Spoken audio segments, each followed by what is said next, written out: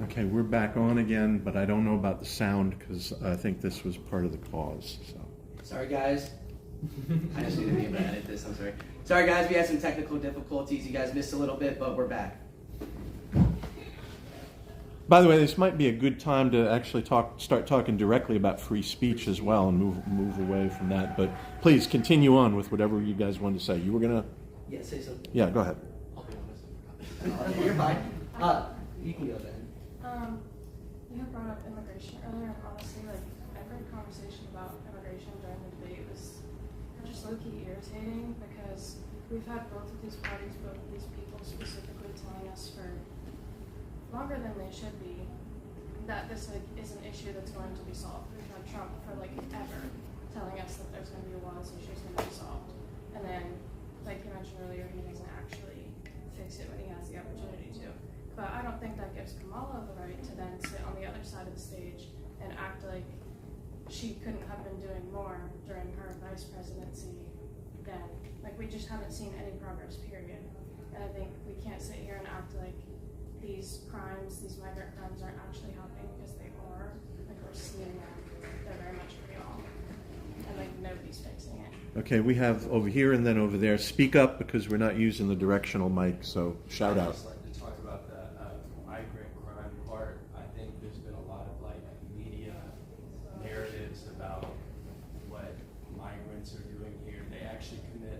Crime per capita than American citizens, and even legal immigrants for the most part. And a majority of the illegal migrants or undocumented immigrants are here overstaying visas or waiting for their asylum to be processed, not came over and came through like a tunnel or whatever crazy stuff they want to talk about. I just think there's a lot of, I mean, I think I've seen the statistics. It's like 25 deaths from undocumented immigrants. I mean, like, that's hardly 40,000 from gun crimes in America. Like, that, we have bigger issues than, you know, I just. Okay, you were gonna speak? Yeah. I think it was mentioned before, but Biden-Harris did have that bipartisan immigration bill that Trump originally had a bunch of Republicans supporting it, but Trump made the call. The Republican admitted this on Fox News that Trump made the call, told him to kill the bill to give Biden a win. And Democrats don't always have the perfect solution to immigration. They've ignored it a lot, just like Republicans. But when it comes to that, Trump uses immigration, and you saw in the debate last night, as the reason for all our problems. I mean, he talked about, he got asked about January 6th, that, well, the immigrants are coming across the border. It's like, no, dude, you're talking about January 6th, not where did the immigrants come from? Or he talked about his crowd size, and he bring up immigrants again. I'm like, but that's all I have to say about that. Okay, Tyler, why don't you go? We got the back of your head here, but Yeah. we'll be able to hear you.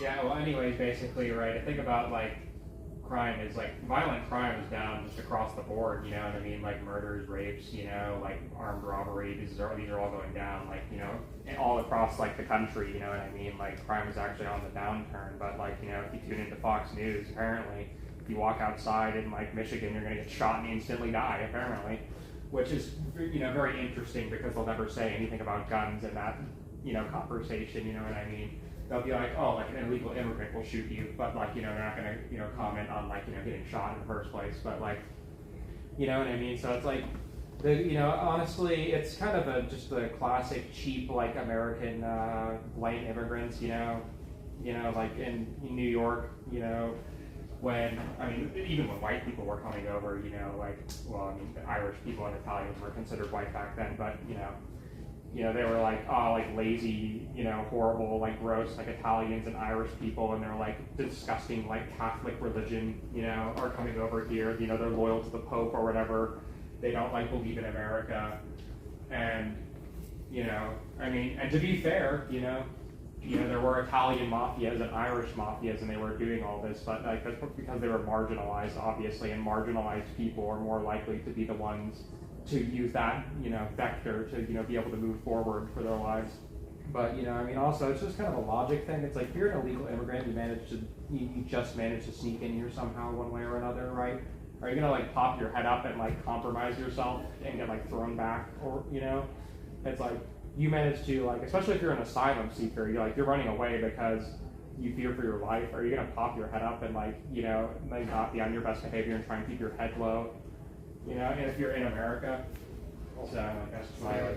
You guys fight it out as to who goes next. In the country, because they do not want to get pulled over for a speeding Yeah. ticket. All right, they illegal immigrants do less crime on average than native-born Americans because they have way more to lose from just the littlest infraction. Because as soon as it's like, hey, let me see your ID, that's over for them. They're back to where country they came from. That's all I have. Sorry. Anita?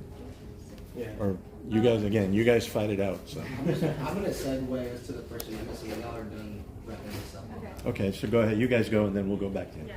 I just want to clarify. I was saying that I don't want to sit here and act like I'm literally Tucker Carlson. Like that's not my intention. But just because a problem is like a small one, like I don't think we can just sit here and say, oh, 25 murders. That's fine. My point was more that why are either of the people on that stage saying that they're going to fix this problem or they have fixed this problem when clearly they haven't because we still have it. I think it's exasperated, like how Tyler mentioned. They focus on it because it gives a common enemy. It's not that it's really a huge issue or even like that much of a small issue. Things happen with everybody, like they were mentioning, like U.S. citizens causing crimes. It's that it gives like the whole enemy of my enemy is my friend. It unifies them in a way of disliking one group and alienating one group. I think it's a big issue that the fact that it is brought up as a big issue and the fact it's been like a continued thing in America of new people getting here and we're not actually welcoming them, that we just file for the hate to make us more unified, but it just makes it worse. I love the point that you made of the enemy of my enemy is my friend. And since today is about First Amendment, and most people can't stand Trump's rhetoric in this room, I think it's very refreshing, although it's not appropriate for the presidential office, perhaps. I like to hear like people just unabashedly express their opinions, especially if they're not very substantiated. Because as a rational human being, I can make my own decisions and judgments based off of what they say. For example, like I know that perhaps it's not an ideal situation for Trump to be buddy-buddy with the dictator of North Korea, but in my head, yeah, I would like an America that projects strength through peace, that we can have competitors and not challengers, that the international order is one where the United States is respected and people don't want to challenge us, more so compromise with us. Okay, we got another one over here. Okay, again, speak up. I just think there are sometimes he can say things that are like, oh, it's kind of motivating or whatever, but when he says things like illegal immigrants are coming here and killing hundreds of thousands of immigrants, or hundreds of thousands of people, I don't even know like where'd you get that number from, or like where, yeah, stuff like that's harmful in my opinion. Oh, we got everybody here, so Okay, I like, don't I just know. want to like really like you know like I guess like in terms of like the free speech right, like you know just like definitely trying to get to like definitely today's topic or whatever, right? I think in terms of free speech, right, one of the biggest things that like gets brought up about free speech or whatever is like typically, you know, it's like I feel like it's typically like a conservative thing to bring up, you know what I mean? Like someone's gonna like you know complain about free speech being infringed, it's probably going to be most likely a conservative, you know what I mean? Because like you know they're like the you know they still do sell themselves as like, oh, we're the freedom party, we love freedom or whatever, you know. So, but like one of the things that I think happens with freedom of speech and like the discussion around it is that they kind of misconstrue it as a right to be like platformed and heard and like respected, you know what I mean? Like instead, you know. Like basically, they basically believe that freedom of speech is freedom of you have to listen to what I say. You know what I mean? Yeah. Because like you know what they talk about, like oh we're getting canceled or whatever, right? And that's like that's technically people using their free speech to say that they hate your speech. You know what I mean? Like that's people using their free speech to say you're an idiot or whatever. You know what I mean? So I think it's like that's kind of like one of the things that like gets kind of like mixed in with like the freedom of speech debate, especially from the right, is it kind of gets like confused and muddled with like the right to be kind of like your idea to just automatically be like instantly respected by your opposition when like, you know, they don't have to, you know. Yeah, I 100% agree. Like, people don't have to agree with your opinion, right? Like, that's the point of the First Amendment. However, like, the First Amendment also does like have a clause for freedom of press, freedom of assembly. So I don't think it's so much the cancellation aspect, at least. I think cancel culture is just like a societal, I guess, sanction on deviant behavior, what we deem deviant behavior, I guess, particularly online. For the first time in like history, like I say this all the time, like all your actions are recorded, or this or that. Older people are always like, be careful about what you do. Everything you do is going to be ended up on the internet. And like, it just makes me think of a life like 60 years ago, like, Jesus Christ, what were y'all doing? Like, why are y'all so worried about what we're doing and not recording it? I can't imagine what y'all were up to. We were writing letters. And there's like, you know, the counterculture movements and everything. And so, yeah, like the First Amendment, I made that the topic today because I know Constitution Day is next week and everything. And I think that free speech is utterly important. I don't think it's a conservative talking point per se. I think Democrats want to be the party of democracy, and free speech is looked at as a democratic ideal across the world. So I think both parties exercise, practice, and want to support free speech in some way, shape, or form. I'm a big, like, I don't like cancel culture because I'm like, why ruin someone's life? But that's for other reasons that don't have to do with politics. I understand some people have done irreprehensible, however you pronounce the word, reprehensible actions. And so, like, yeah, we need accountability. That's like the point of the internet, being able to hold people accountable online quickly. But when people start getting censored for just sharing their opinion, especially if it's not inciting violence in particular, it's like, why? Like, okay, just let it die in the algorithm. Why block their account? Why? What speech is being censored? I'm saying in particular, like I've had posts get striked on YouTube just because like I talked about like well, it gets alcohol copyright strike, but it didn't get removed. No, not copyright. I'm talking about particularly like I know I didn't mean copyright strike, but it gets like striked, like there's not gonna be ads on it. You know what I mean? Like it doesn't get like removed. No, you can get striked and removed off of YouTube if you specifically talk about certain things. What certain things? Well, if you talk about alcohol, drinking alcohol, No. I mean, like. Wait, what? I have a good example actually for this. Which is legal in pretty much almost every That's country. the age restrictions. That's the age. Not like the actual. Well, like, the no, one- there are a lot of, so for YouTube it's pretty bad, but also on Instagram, right? Like you'll have people like especially Second Amendment supporters, right? Like 2A accounts and everything. They will be copyright strike and they'll be said that like they're calling for violence, or they show like firearms. Whenever firearms, the United States are very normal. Now in Germany, if you had like a bunch of posts of firearms and it's illegal in Germany, that makes sense. But in the United States, it's legal. It's a normal practice to own So you're firearms. saying these people are getting straight up just completely banned off the Or platform? their Yes, posts yes, deleted. yes. Yes, it's actually happening. Yes. It's not like Yeah, a like made that- up thing. Well, that's weird because I've seen all- like neo-Nazis not get banned on. Yeah, on Twitter, but Twitter is different. Well, because no, that's no, people no, on or- So Twitter. I've seen neo-Nazis on Instagram. Yeah, not but on YouTube. But once you get They like, don't get banned, so I don't know what that- once you get like millions of followers, that becomes different. Like maybe like 50 to 100,000 followers, yeah, that you can still have people with very controversial opinions. Once you get like millions of followers, then it's just like the littlest thing, and then there's no accountability through like the community system. Like because usually YouTube's supposed to have an appeal system, or Instagram's supposed to have an appeal system, but there is no real system for that because it's just gonna be like automatic responses. I remember there's one guy. I remember watching a video about his videos getting taken down. He wouldn't be told why the video was being taken down, and then he said, "Why am I not being told why the videos are being taken down?" It's because you want people skirting by the rules. Like, how are you supposed to know what not to do if you don't know the rules? Yeah. I'm going to jump in just quickly for personal privilege here. First of all, we'll go to you guys after me, and then you had something over there too.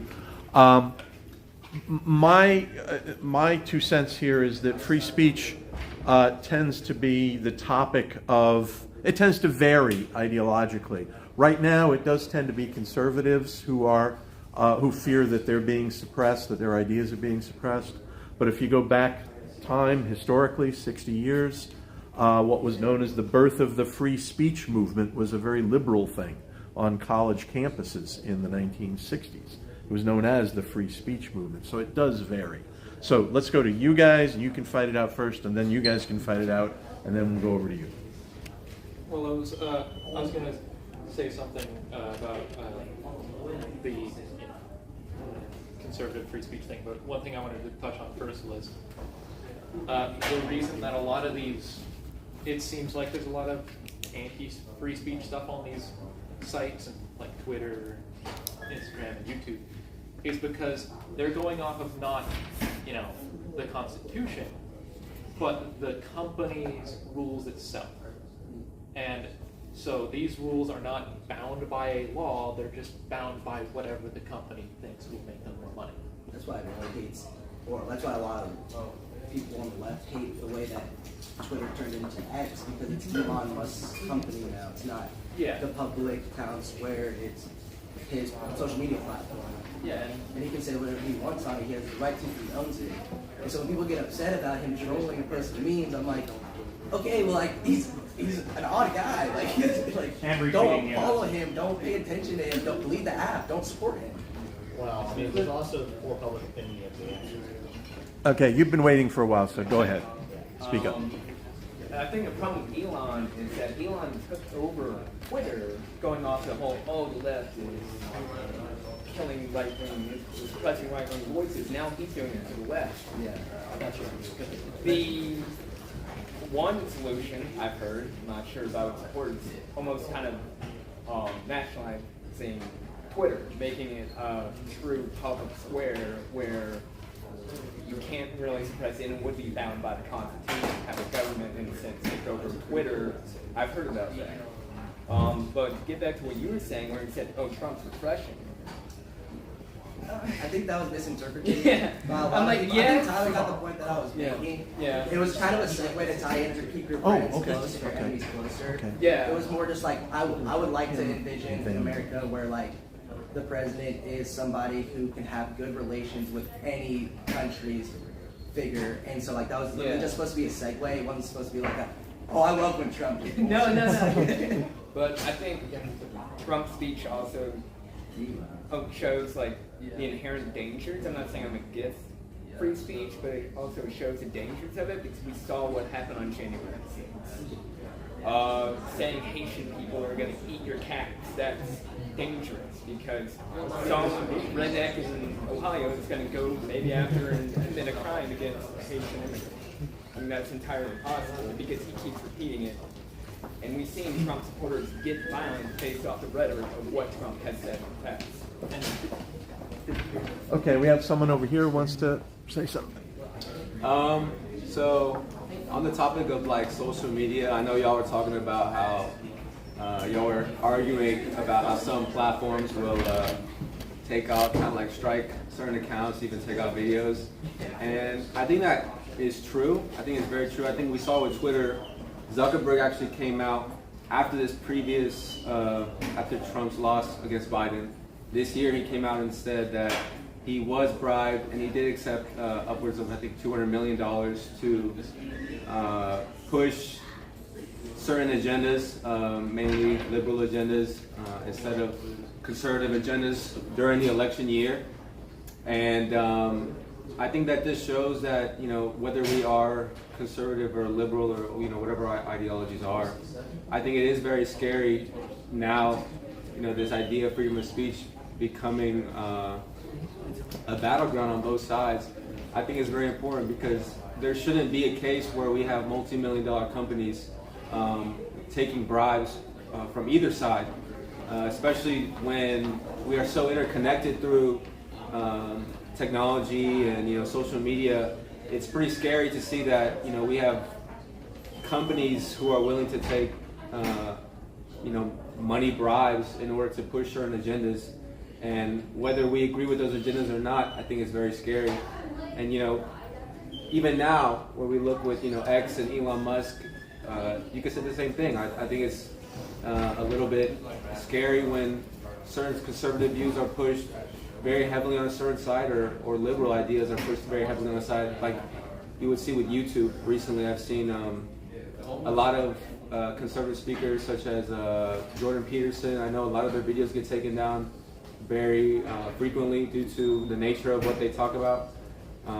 So I would, in that conversation, I would just interject with the idea that, yeah, I think it's not necessarily just one side, but it is a big problem that we should all be worried about regardless of ideological viewpoint.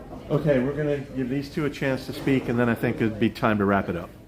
Yeah, the problem is that you see a lot of these extremists being purposely obtuse about free speech and what limits it has. Because even speaking legally, there are limits. For example, you can't just go into a building, pull the fire alarm, or yell fire. You're going to get arrested for that.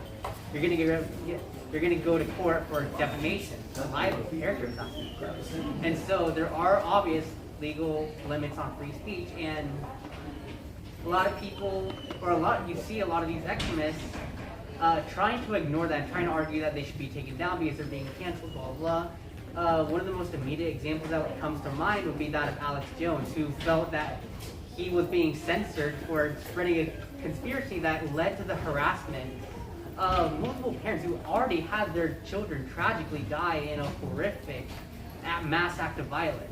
And he has the gall to go around, spread conspiracies to justify this using freedom of speech, and only see punishment years after the fact. It's disgusting. Okay, I'm going to apologize to anybody over here who wanted to speak. I think you might want to, but Anita, I'm going to give you the last word and then let Dominic close it out. Okay, I'll try and make it quick. But kind of going off something similar, I think definitely the Republicans go off of the free speech partly because of Trump and his towing the line of being inciting violence and then just what I would say like shock politics.